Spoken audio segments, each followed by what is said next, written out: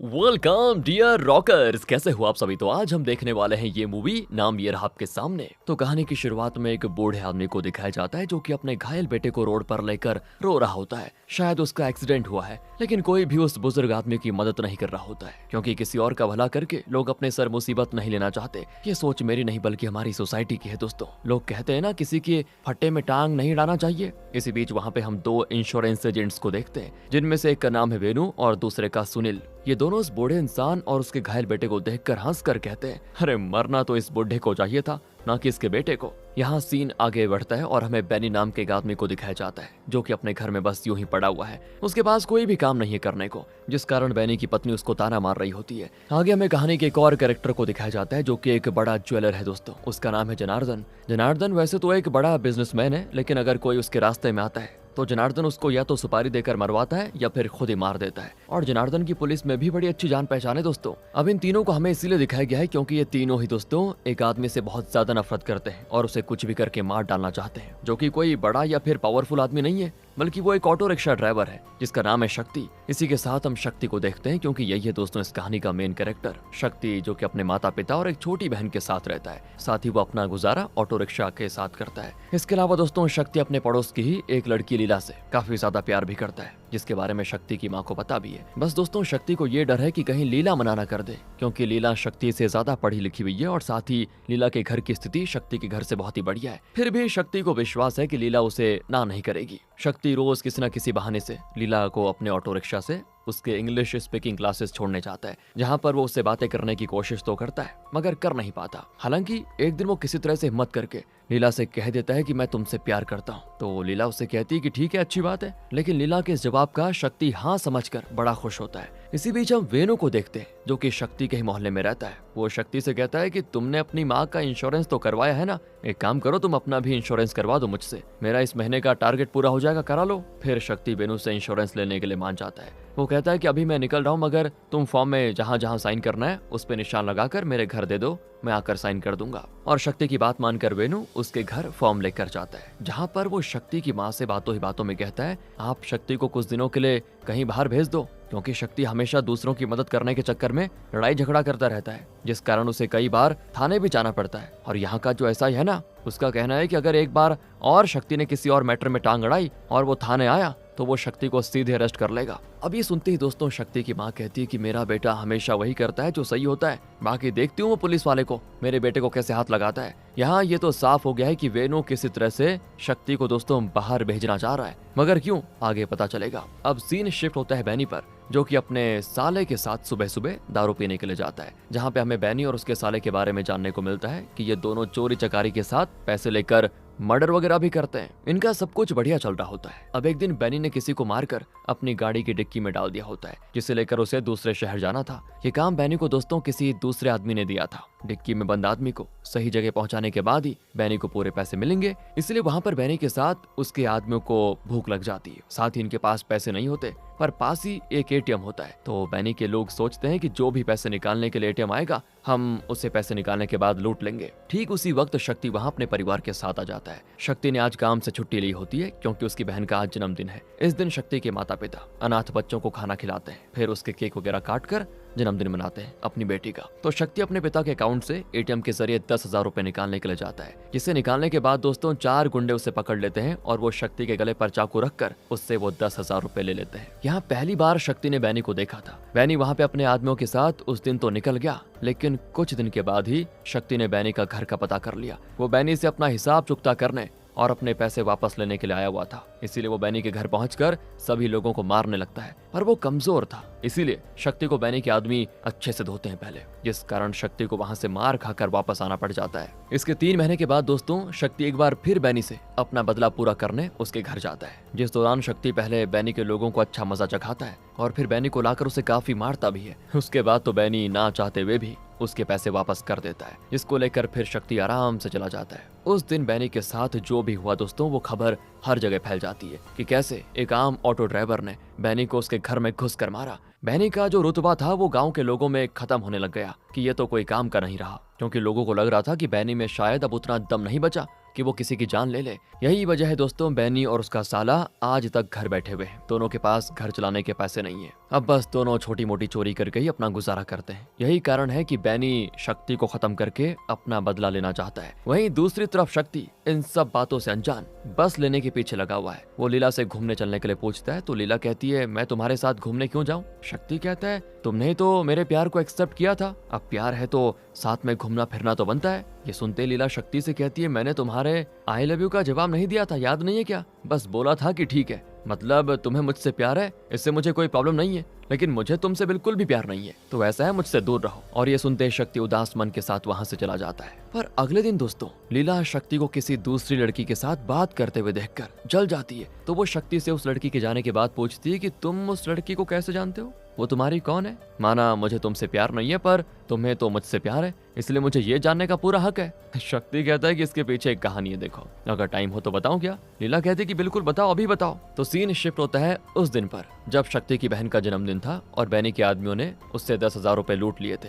अब ये पैसे असल में शक्ति के पिता के थे, जिसे चोरी हो जाने की खबर सुनकर उन्होंने शक्ति को एक शब्द नहीं कहा, बल्कि उसके माता पिता ने तो दोस्तों ये कहा कि बेटा उस वक्त तुमने जो भी किया ना सही किया, कोई भी समझदार इंसान वही करता जो तुमने किया। फिर शक्ति के पिता ने किसी और से 10,000 उधार मांगे और फिर उससे अपनी बेटे के जन्मदिन पर अनाथ बच्चों को खाना खिलाया और फिर बेटी का बर्थडे सेलिब्रेट किया। लेकिन वही ना शक्ति को चैन नहीं आ रहा था, इसलिए उसने बैनी का पता करके वो पैसे वापस लाने का इरादा बनाया। इसके लिए शक्ति ने पुलिस में कंप्लेंट लिखवाई, पर पुलिस ने शक्ति से कुछ दिनों के बाद बोला कि तुम अपने पैसे भूल जाओ, और उन लोगों ने बैनी को अरेस्ट नहीं किया दोस्तों, मतलब पुलिस वालों ने। इसीलिए शक्ति ने खुद बैनी का घर का पता लगाया और उससे अपना बदला लेने चला गया। पर जब शक्ति वहां जाकर बुरी तरह पिट गया तो वहां से वापस आकर उसने खुद को मजबूत बनाया, अच्छी डाइट ली, जिम गया, एक्सरसाइज की। फिर उसने 3 महीने के बाद लड़ाई के लिए पूरी तैयारी से बैनी और उसके गुंडों को मजा चखाया, जहां उसने सभी को सबक सिखाया और बैनी से 10,000 रुपए वापस लेकर अपने पिता को दे दिया, जिसको देख शक्ति के पिता बड़े खुश हुए। उसके माता पिता को अपने बेटे पर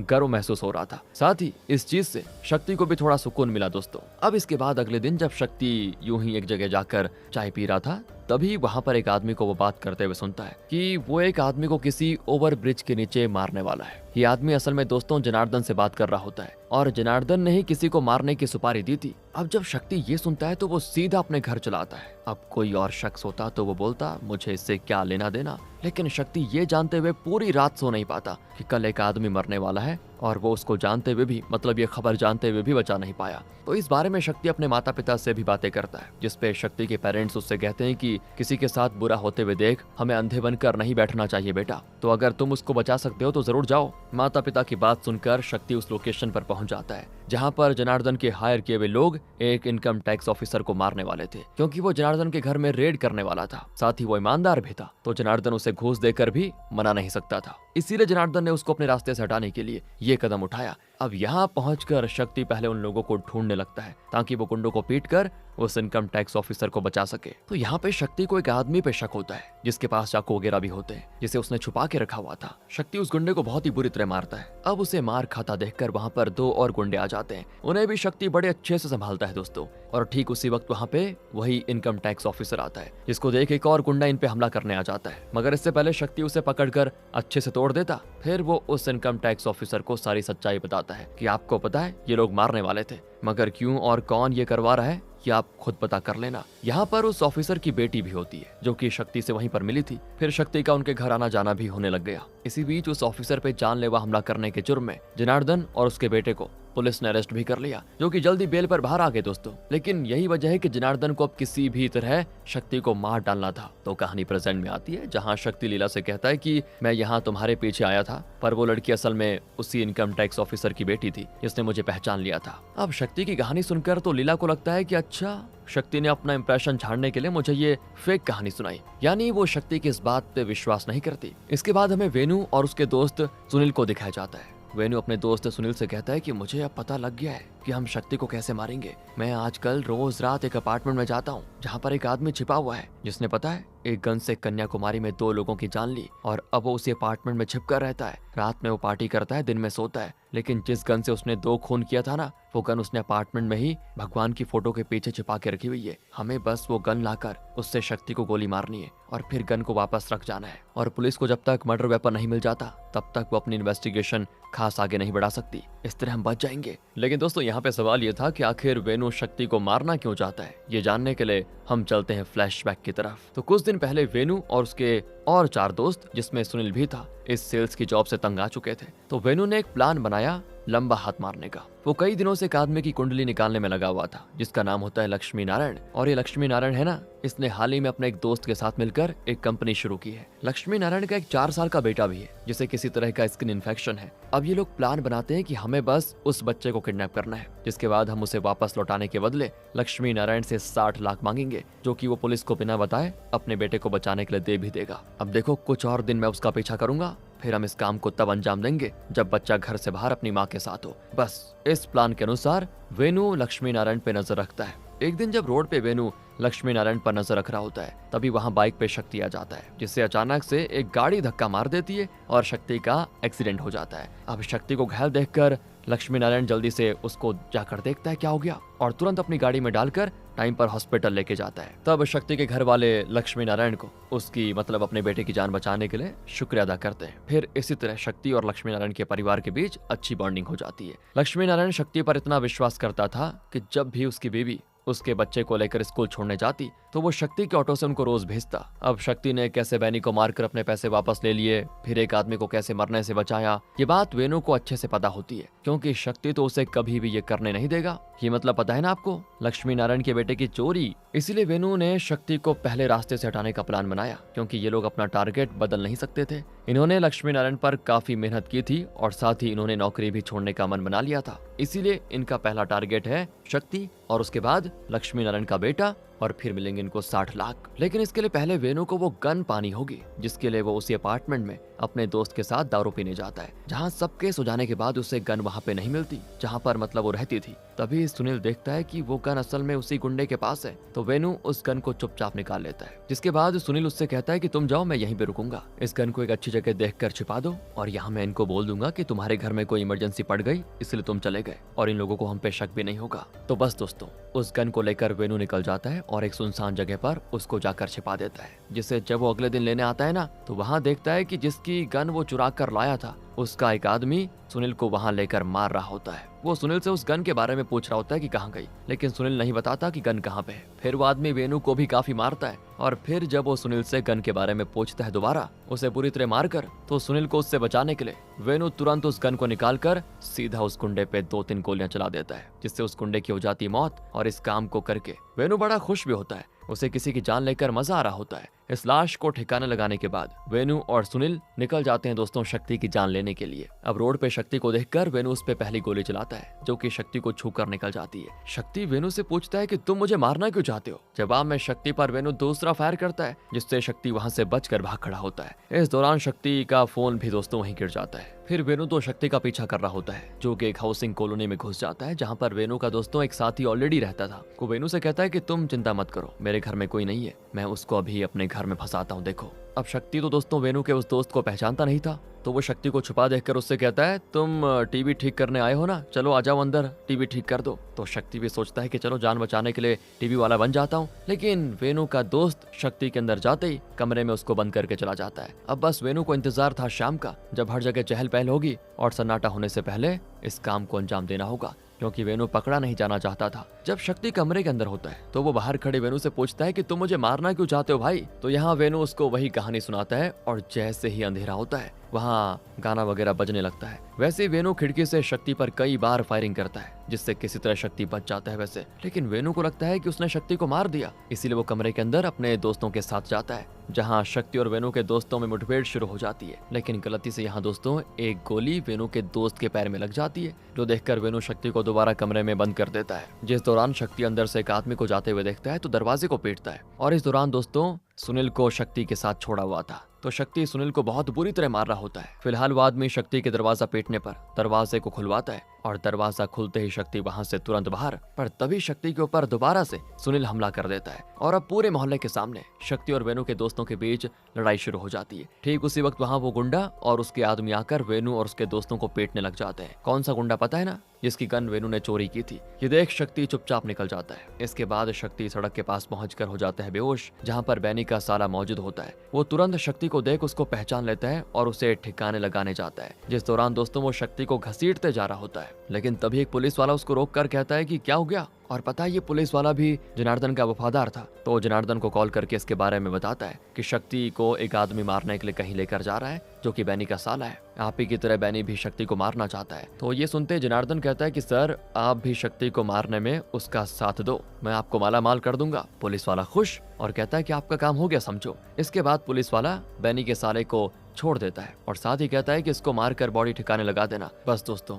अब वो शक्ति को उसी हालत में वहां से घसीटते हुए लेकर जाता है। अगली सुबह जब शक्ति को होश आता है तो वो अपने आसपास बैनी के साले और उसके लोगों को देखता है और ये सभी एक दुकान में बैठे होते हैं। उसके होश में आते ही बैनी का साला उसको कॉल करके शक्ति के बारे में बताता है। तो बैनी कहता है कि मैं अभी एक काम करने यानी किसी का मर्डर करने जा रहा हूँ, तुमको जब मैं बोलूंगा तब उसको लेकर आ जाना। उसकी बातें सुनकर बैनी का साला शक्ति को लेकर वहीं बैठ जाता है। अब शक्ति की रात तो खराब हुई थी, उसका दिन भी खराब होने वाला था क्योंकि उसे बैनी के साले के कई लोग घेर कर बैठे हुए थे जिनसे शक्ति लड़ने की कंडीशन में नहीं था फिलहाल। इसलिए वो जल्दी से उठकर एक कमरे में खुद को बंद कर लेता है, जिसे ऐसा कमरे में जाते देखकर वो दुकान वाला बोलता है कि उसे बंद रहने दो, ये कमरा अंदर से बंद है, बाहर जाने का कोई दूसरा रास्ता नहीं है यहाँ, तब तक तुम लोग आराम से खाओ पियो। उसकी ये बातें सुनकर बैनी का साला और बाकी लोग आराम से खाने पीने में लग जाते हैं। इधर शक्ति का परिवार बड़ा चिंतित होता है क्योंकि शक्ति रात भर से गायब है, इसलिए वो पुलिस के पास कंप्लेंट लिखवाने पहुंच जाते हैं। तो वहीं दूसरी तरफ शक्ति अपनी ताकत और शरीर को ठीक करने के लिए आराम से कमरे में सो रहा होता है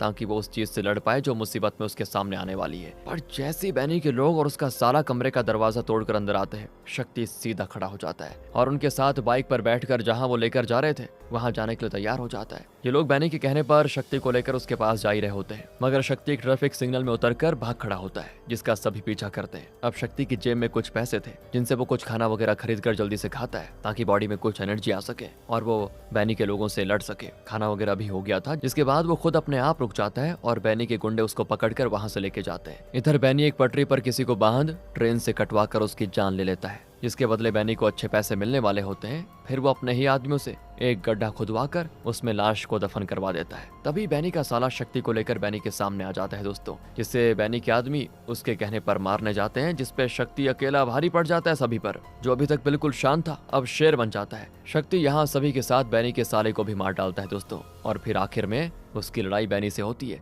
जिसे शक्ति उसकी सांसें छीन कर ही खत्म करता है। मगर इन सब में शक्ति बड़ा घायल हो चुका था। वो रोड पर निकलकर एक आदमी से लिफ्ट मांगता है और उसका फोन मांगकर अपने परिवार को कॉल करके अपने बारे में बताता है। जिसके बाद शक्ति को हम हॉस्पिटल में देखते हैं जहाँ पे शक्ति से मिलने लीला आती है। तो इस बार शक्ति को खुद प्रपोज कर देती है दोस्तों, क्योंकि अब वो भी शक्ति से प्यार करने लगी थी। फिर लीला शक्ति को गले लगाकर उससे पूछती है कि तुम्हें इतनी चोटें कैसे आई। तो शक्ति बताता है कल रात मुझे कुछ लोगों ने मारने की कोशिश की। लीना को फिर से विश्वास नहीं होता और वो शक्ति से कहती है कि मैंने अपने प्यार का इजहार कर दिया है, तो मैं मुझे इम्प्रेस करने के लिए झूठी कहानी सुनाने की जरूरत नहीं है। ये बातें सुनकर शक्ति मुस्कुराता है और यही पे दोस्तों मूवी का एंड। तो बताइए आपको कैसी लगी मूवी। मिलते हैं आपसे अगली वीडियो में, ध्यान रखिए अपना and finally thanks for watching.